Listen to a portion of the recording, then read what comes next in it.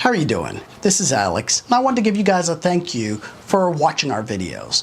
I also want to give a shout out to Ed Bolian and thank him for pretty much starting our channel. Not really starting our channel, but giving us the opportunity of sharing our stories on his channel, which essentially I saw what kind of reception that we got and the interest in all the people that loved our episodes so much that we said, you know what, we're going to start our own channel. So I wanted to thank Ed formally for the opportunity to share our stories and hence starting our own channel, Valet Stories.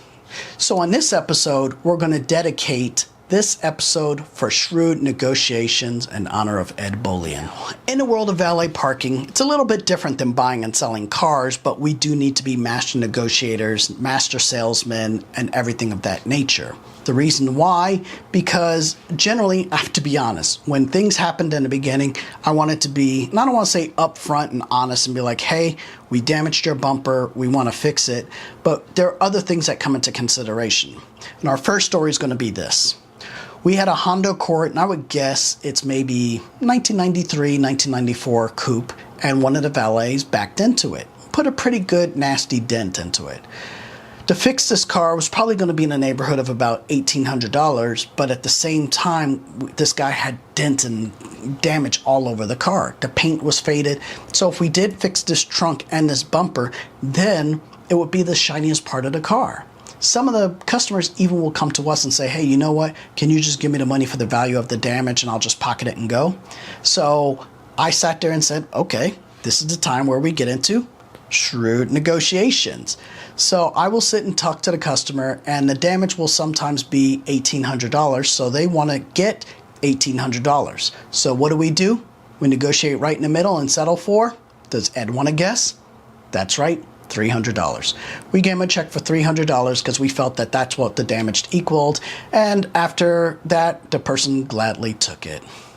Now on our next story, I think this is called a W211 Mercedes-Benz 500e. I think it's about 2004, 2005, and we get a complaint that there's a red brake light and we did some type of damage to the braking system when a valet parked with us. You have to understand, valets, we are not doing donuts, we're not drifting or anything in the parking lots. We're just parking the cars and at the most 10 miles or 15 miles per hour. But usually we're parking them relatively slowly and we're parking them in the parking spaces. So for us to damage a braking system, something serious must have happened. So I said, let me see the picture. The lady sends over the pictures and it's a brake malfunction. So what do? I Google it. I Google it really quickly and what comes up? The brake light switch. So this lady wants all this money to have her brakes, brake pads, brake rotors, all these things. And for Mercedes-Benz, that was over $1,500.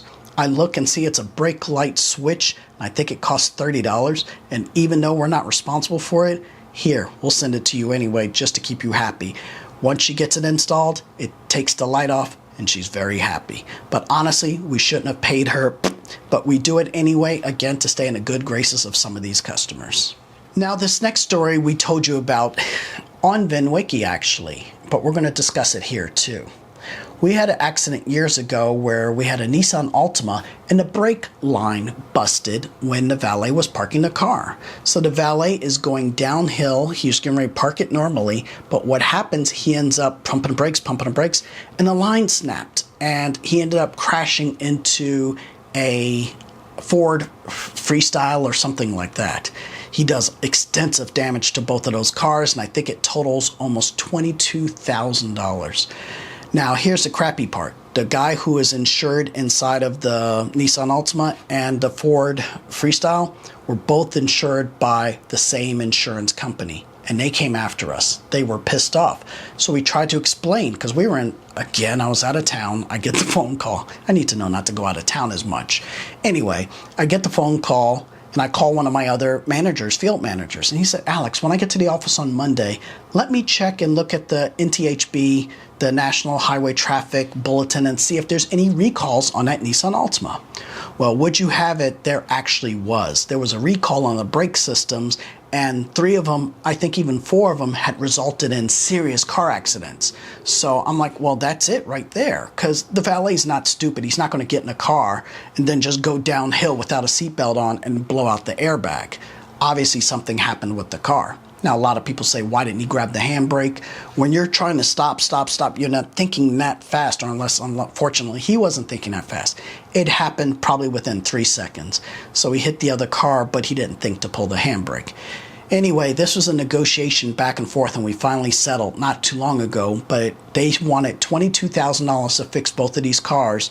And to prevent us from going to court and having to deal with this, I think we ended up settling on $2,000. Honestly, I shouldn't have had to pay anything. I actually thought I wasn't going to pay anything, but my attorney advised us, hey, if we go to court, her court fee alone is going to be close to $4,000. I said, okay, offer them half. And we offered $2,000 and they accepted it. So in that particular case, is $22,000, negotiated it down to $2,000. We saved $20,000 in that particular case. Now, this next story was a nightmare. This was, I think, 3 times in my life, or in our company's history, that we feel we were going out of business, and this was one of those times. This was one of those events, and I explained it before. Mini Cooper of North America hired us to drive 20 of their vehicles and pick up people from the train station to the local music festival. So we did that. We had 20-something employees, and this is where I told you this in my other episodes, that one of my falls was I was allowing my managers to negotiate some of the contract deals. Well, they did that, and in this particular case, they negotiated, and many of North America said, you know what, you don't need your own insurance. Let's get the price down because we have insurance on all of the vehicles. I said, okay, and he agreed to it. I signed off on it because I'm like, okay, that saves us liability. And an accident happens. This is where the lady or one of our female valets pulls out in front of the Acura Legend and side swipes the entire side of it. That Mini Cooper, I told you what happened with the Acura Legend, where we ended up buying a second car and replacing all of his side parts, but the Mini Cooper we never discussed. On the Mini Cooper, there was $14,000 worth of damage, including diminished value. What diminished value is, that's when you have a lesser value because the car no longer has a clean Carfax and it's no longer worth as much because it's been in an accident. So totaling over $14,000. So I go through a series of phone calls and letters and all these different things. So finally, when I get on, I have to get on with my manager also. They negotiated not to charge, or they were going to pay for all the insurance. So the fact that they paid for all the insurance, that exonerated us. We were no longer responsible. And honestly, that was a big bullet we dodged. We didn't have to pay anything on the Mini Cooper side. Now, we did have to pay for the Acura Legend. And ultimately, yes, we were responsible, but that was a big bullet that we dodged. Otherwise, that would have been a $14,000 claim on that side alone. Now, this final one, it's a good one. It includes a Mercedes SL 63, 2019. One of the valets kind of sideswiped this car, and this car was brand new. And this guy was a famous chef out of California and Atlanta. I do not want to mention his name, but just know that we damaged his car, and I think it had less than 9,000 miles on it. And this guy was pissed. He gave me a quote, and a quote totaled close to $11,000. Of that $11,000, the headlight alone was $8,000.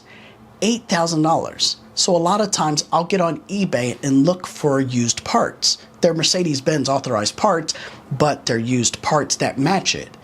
The used part was $6,000. I'm like, oh my goodness. So I want to go, I'm freaking out. The fender's no problem, $1,000 or $2,000 to get it installed.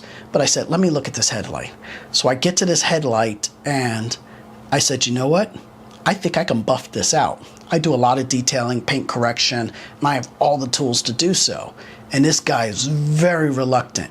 But because of the price of the headlight, he's like, you know what? I'm going to give you one shot to do it. And if you could do it, I'll accept it, as long as, because it was a leased vehicle, and he didn't want to get charged for it. But if not, you're going to have to pay that $8,000. I was like, thank you for giving me the opportunity. So I have the body shop pull it out. I take it home, and I spend 2 days just lightly sanding it, buffing it, banding it, buffing it, sanding it, buffing it, sanding it, buffing it. I did it probably about 6 times, and you know what? It looked absolutely perfect. I told the guy, if you can find a scratch on it, I'll pay for it. He got on his knees, he looked around, he touched everything. He's like, you know what? I'm perfectly satisfied. And I even gave him a warranty that if, when he turned it in on a lease return and they claimed that this was damaged, we would pay for it. So, but I think it's been about a year and a half, 2 years, his lease would have been up, or it's going to be up soon. We have not heard from him yet. So that was a very big bullet that we dodged. And whew, thank you, Ed, for the shrewd negotiations, because otherwise I would have just paid $8,000 for a headlight and I would have another one sitting on a wall as a sample. Well, if you like these stories, please comment, like, and definitely subscribe and hit that notification bell. Again, thank you, Ed, for allowing me to start this channel. I hope you guys enjoy it, and I'll see you next time.